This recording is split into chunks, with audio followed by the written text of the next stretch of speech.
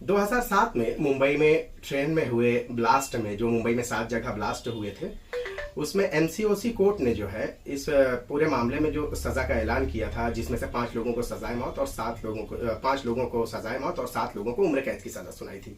Mumbai high court ने इस पूरे मामले में उन 12 आरोपियों को जो है बरी कर दिया है।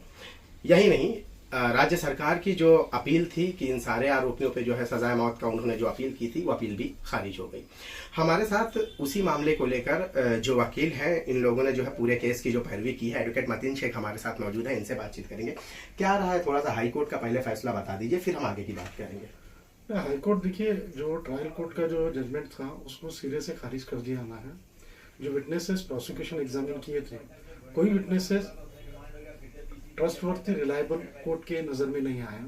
जो स्टेटमेंट रिकॉर्ड किए गए थे, जो इंसिडेंट हुआ था उसके मोर देन 4 मंथ 6 मंथ इस तरह से इनऑर्डिनेट डिले था स्टेटमेंट रिकॉर्ड करने में 161 के अंदर। और उसके बाद जो कन्फेशन के बाद में से जो आई, कन्फेशन भी इंसिडेंट होने के, अरेस्ट होने के बाद 4 से 6 महीने के बाद रिकॉर्ड किया गया। हाईकोर्ट का ऐसा फर्म ओपिनियन था कि जो कन्फेशन था वो रिलेटेड स्टेज पे था और ट्रस्टवर्थी नहीं था। इसके अलावा जो आई विटनेसेस का स्टेटमेंट था वो 120 दिन के बाद में रिकॉर्ड किया गया है। तो ऐसी कई बातें हैं, हाईकोर्ट कंसिडर किया ना है ये अपील स्टेट का जो कंफर्मेशन था उसको रिजेक्ट करने में, और जो कन्विक्ट अपीलेंट थे उनका अपील अलो करने के लिए। अच्छा, इस मामले में जो है जो एमसीओसी कोर्ट रही है, उन्होंने जो है एनआईए की जो कोर्ट रही है, उन्होंने क्या फैसला सुनाया था इन 12 आरोपियों को लेकर? नहीं देखिए, इसमें टोटल 13 अक्यूज थे वहाँ पे। एक अक्यूज को अक्यूटल दे दिया हमने इसके अंदर। जो 12 जो बचे थे उसमें से जो अक्यूज नंबर 1 थे कमाल, उनका during custody after appeal period के अंदर उनका डेथ हो गया था कस्टडी के अंदर ही, कोविड पीरियड के अंदर। जो 12 लोग जो बच गए थे उसमें से 5 लोगों को डेथ सेंटेंस था और 7 को लाइफ कन्विक्शन था। तो हाईकोर्ट का ऐसा फॉर्म ओपिनियन था कि इसके अंदर prosecution has failed miserably to prove the case beyond the reasonable doubt. और इसके लिए बहुत सारे विटनेसेस के जो एविडेंस थे उसको स्क्रूटिनाइज किया गया। उसके बाद हाईकोर्ट इस कंक्लूजन में आया कि केस जो है prosecution has not been proved. Ansar साहब, आप क्या कहना चाहेंगे कि मामला जहां निचली अदालत में जहां पे इतने संगीन सजा सुनाई गई थी, उसके बाद भी हाई कोर्ट में जो है इस पूरे मामले क्या कहना चाहेंगे कि पूरे मामले में हाई कोर्ट ने बरी कर दिया, क्या कहना चाहेंगे? ब्लास्ट तो हुआ ही था। जी, ब्लास्ट तो हुआ है। देखिए, हाई कोर्ट ने जो बरी किया है उसमें 2-3 बातें हैं जी। एक तो ये बात है उसमें कि जितने एक्यूज है उनका एक टीआई परेड होता है, टीआई परेड। तो जो टीआई परेड हुआ था जी, तो जिस ऑफिसर ने किया था टीआई परेड जी, उस वक्त तो उस ऑफिसर को टीआई परेड करने का पावर ही नहीं था। एक्चुअल में जिस ऑफिसर को टीआई परेड करवाना रहता है उसी को एक नोटिफिकेशन इशू करते हैं कि आप लोग इसके काबिल है। लेकिन accused number 1, accused number 3, accused number 13 ये जो है ये प्लांटर है इस केस में। इनका टीआई परेड जो है करवाया गया था जिस ऑफिसर से, उसको कोई पावर था नहीं। तो ये हाईकोर्ट ने एक बुनियाद ये रखी है कि उनको टीआई परेड का जो है पावर नहीं है, तो वो कैसे कर सकते हैं, एडमिसेबल कैसे हो सकता है।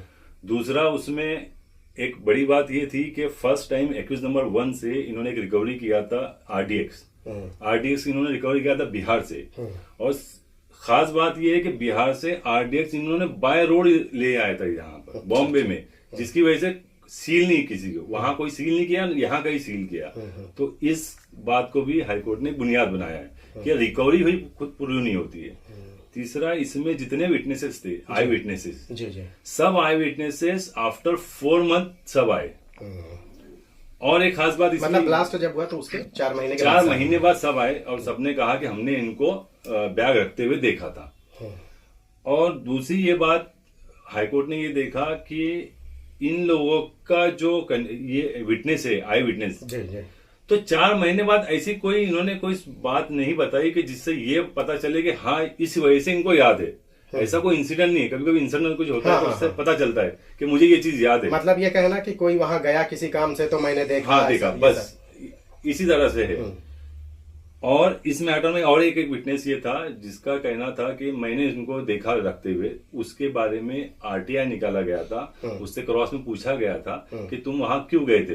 तो उसका कहना ऐसा था कि मैं यहाँ सीएसटी पे जॉब करता हूँ और मैं वहां गया था। आरटीआई में हमने निकाला था, मालूम पड़ा कि ये नाम का बंदा वहां कोई जॉब करता ही नहीं है। तो मतलब कि ये जो गवाह या सबूत, ये सारी चीजें नहीं क्या प्लांटेड रहे?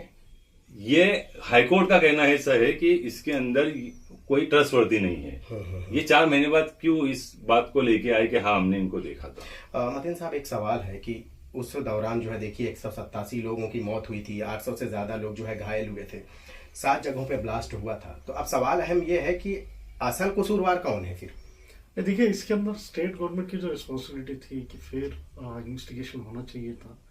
अभी हाईकोर्ट के जजमेंट के बाद तो ऐसा लग रहा है कि फिर इन्वेस्टिगेशन हुआ नहीं इसके अंदर, और जिस तरह से इन्हें अरेस्ट, ये सभी अक्यूज को 1 से 13 को अरेस्ट किया गया है, इसका कोई ऐसा ठोस बुनियाद भी नहीं था इनको अरेस्ट करने का। और जो प्रोसिक्यूशन की जो थ्योरी है, देखो इनफैक्ट एक बात है नहीं, यहाँ पे हमको कंसिडर करना चाहिए। हाईकोर्ट फॉर्मली कंक्लूजन के अंदर है इसके अंदर कि जो ब्लास्ट प्लांटेशन और जो आरडीएक्स जो यूज किया गया है, हाईकोर्ट इसको सिरे से खारिज कर दिया है कि prosecution has miserably failed to prove that particular explosive has been used and the particular plan was been executed। ये हाईकोर्ट इसको सिरे से खारिज कर दिया है। प्रोसिक्यूशन यहीं पे फेल हो गया है, लेकिन कहीं ना कहीं इन्वेस्टिगेशन जो है प्रॉपर वे से हुआ नहीं, और इसको बोलेंगे कि हम एक मिजरेबल फेल्योर है स्टेट का, और वो तो पुलिस मशीनरी का। अंसार साहब, एक अहम सवाल है कि जैसे अभी हाई कोर्ट से इस पूरे मामले में जो है बरी कर दिया गया है, तो अभी स्टेट गवर्नमेंट के पास अगली प्रक्रिया क्या रहेगी? क्या इसको वो अपील करेंगे या आपको? जी इसकी में भी पॉसिबिलिटी है कि स्टेट गवर्नमेंट इसमें अपील में जाए। तो जब अपील जाए तो हम भी उधर सुप्रीम कोर्ट में उसमें जाएंगे। अब एक अहम सवाल दूसरा ये भी है कि क्या लगता है कि अगर सही इन्वेस्टिगेशन अब वापस से हो, री इन्वेस्टिगेशन हो, तो क्या लगता है कि असल कसूरवार जो है वो पकड़े जाएंगे? पॉसिबिलिटी कम है, क्योंकि एविडेंस तो सब अभी इतना साल हो गया तो एविडेंस वो मिलना पॉसिबिलिटी कम है, क्योंकि रिकवरी वगैरह जब हुई थी तो उसी वक्त होना चाहिए था। अगर रियली कहा यह विचार है कि इनकी गिरफ्तारी की एक असल वजह यह भी रही है कि सारे लोग सिमी के सदस्य थे। हाँ, ये सिमी के सदस्य थे, जो इनके पे केसेस भी है जो बताते हैं कि ये सिमी के सदस्य थे। तो हो सकता है शायद इसी वजह से इनको इस मैटर में लिया गया, शायद में भी पॉसिबिलिटी है कि उनके ऊपर केसेस है इसकी वजह से। क्या इस पूरे मामले में कोई ऐसी विक्टिम फैमिली आई थी कोर्ट में आप लोगों के सामने जिससे आपने जिरह किया हो? जैसे 800 से ज्यादा लोग तो जख्मी हुए थे, 187 लोगों की मौत हुई थी, क्या ऐसी फैमिली कोई आई थी जो इस केस से जो है पीड़ित रही हो, उससे आप लोगों ने जिरह की? तो क्या बात? नहीं, ऐसा कोई उसमें नहीं आया। बहुत बहुत शुक्रिया हमसे बात करने के लिए। तो ये थे एडवोकेट मतीन और एडवोकेट अंसार तमोली, जिन्होंने आपके सामने इस पूरे मामले को लेकर बताया है कि कोर्ट और इस इन्वेस्टिगेशन और कोर्ट की पैरवी क्या रही है। इस पूरे मामले को अगर देख लें तो कहीं ना कहीं ये बात साबित होती है कि पुलिस मिशनरी ने, या जिस तरह से इस पूरे मामले को इन्वेस्टिगेशन जो जांच की है, कई ऐसे लूप होल्स रहे हैं और कई ऐसी खामियां और कमियां रही हैं जिसका सीधे सीधे हाई कोर्ट ने जो है अपने ऑब्जर्वेशन में लिया, और यही वजह रही है कि उन सारे लोगों के जो है रिहाई का ये सबब बनी। अब ऐसे में देखने वाली बात यह होगी कि राज्य सरकार क्या इस मामले में अपील करती है? क्या राज्य सरकार या उन एजेंसियों को फिर से ये हुक्म देती है कि पूरे मामले में जो है वापस से इन्वेस्टिगेशन की जाए, ताकि जो ब्लास्ट हुआ था 2006 में उसके असल कसूरवारों को जो है पुलिस गिरफ्तार करे और उन्हें सलाखों के पीछे पहुंचाए। Shahid Ansari, India news, Mumbai.